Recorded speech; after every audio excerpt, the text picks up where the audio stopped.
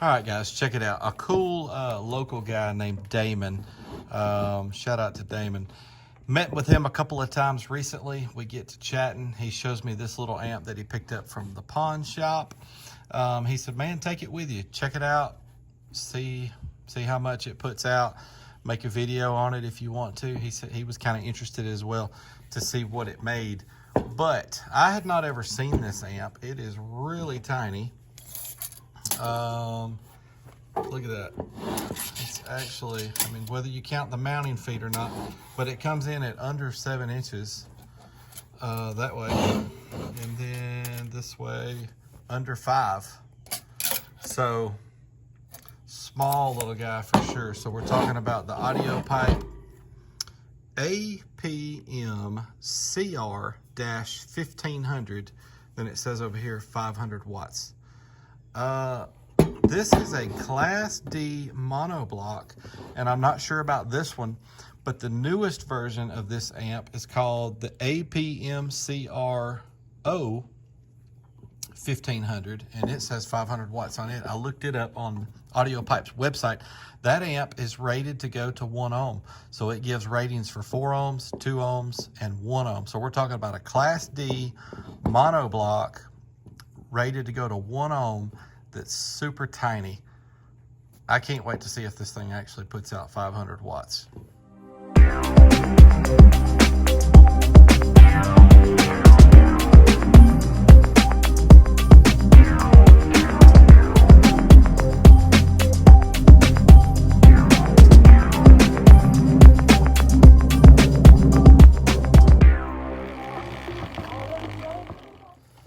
All right, let's look at the controls here. I sure hope that this one is rated to go to 1 ohm, just like the new version.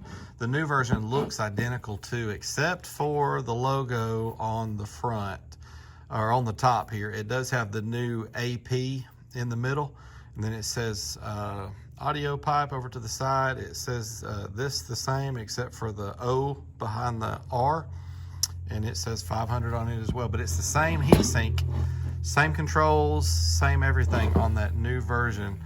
But I sure hope that this one is not a 2 ohm version, and I just don't know it because I cannot find this thing on Amazon, eBay, their website, or anywhere, because I'm planning to try 1 ohm.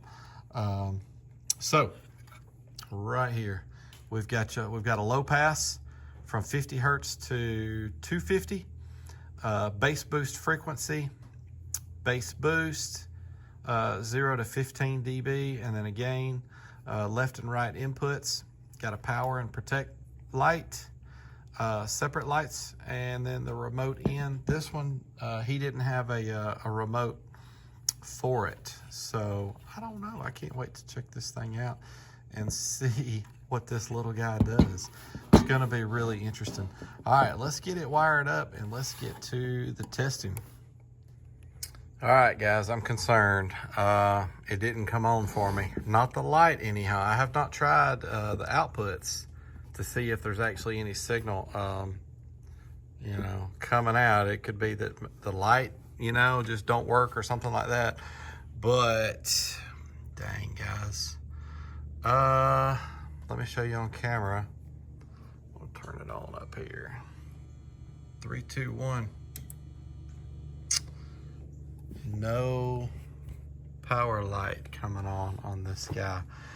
That really stinks. He told me that he had this hooked up in his van, so it was obviously good when he bought it from the pawn shop, but he said he had it hooked it up and he had it on some subs. I can't remember which ones. He's got several subs, but it's not turning on for me, and I've got it hooked up correctly. I don't know, guys. We might not get to test this one. I'm going to play with it a little bit more. I'm going to go ahead and put the RCAs in it and turn on some music or some pink noise or something like that, and just see if anything's actually coming out of it. Keep your fingers crossed that it does work, that for some reason that light don't work. All right, let's check that out. All right, guys, it's working. This is just like a quick little test. The light don't work, but the amp is working, so that's cool. All right, let's finish let's finish hooking this up to some resistors. All right, guys, here we go. 4 ohms. The new model of this amp is rated 189 watts RMS at 4 ohms. But what is this one gonna do? All right, let's get to it. This is 40 hertz. Also, this is a bass amp. The everything here on the crossovers indicate that it's for subwoofers only. What we might do at the end of the test is hook up the RTA to the outputs and play pink noise and see what frequencies show up on the RTA. That's another good use for an RTA.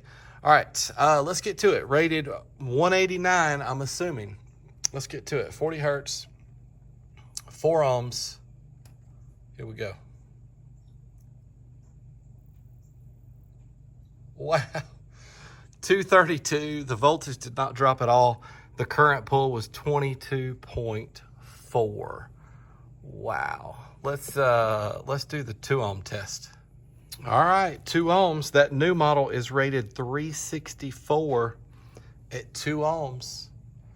What's it gonna do? Here we go. 364.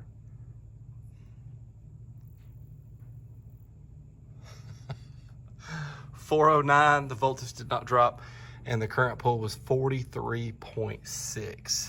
Wow. Guys, if y'all could see in person how little this thing is, it's still cool too. All right, 1 ohm. Lord have mercy.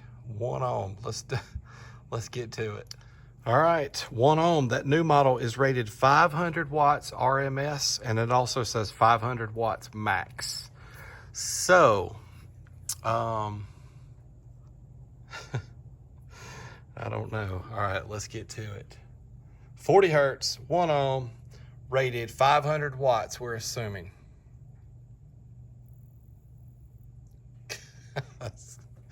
657. The voltage dropped to 14.6, and the current draw was 78.5. Guys, what a cool little amp. Honestly, it is a little pricey for what you get, but at least it does give you some good power too. But this amp, the new version, I can't remember if I've said this or not, is $103.99 on Amazon. The APMCR-1500 is that new version, and it's currently on Amazon at $103.99. They're going to get you for tax, and if you're not a Prime member, they're probably going to get you for tax and shipping.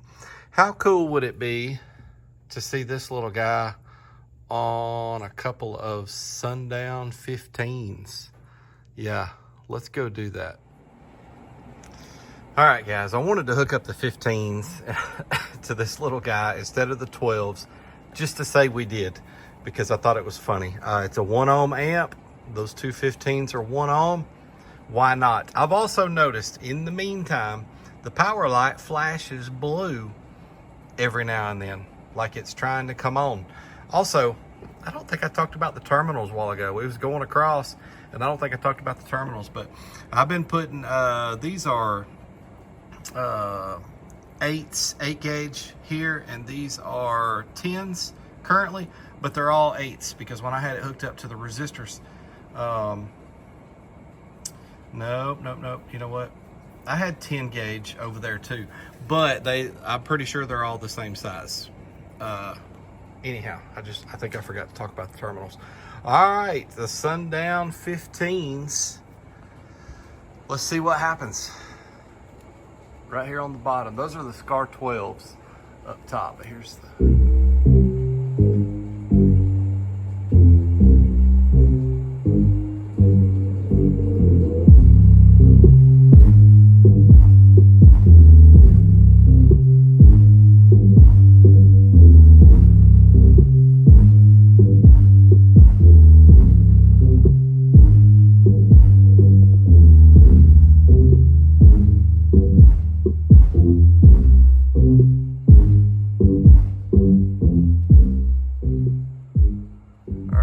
I've got some stuff rattling in here. If you heard anything that sounded like distortion, it was not the subwoofers.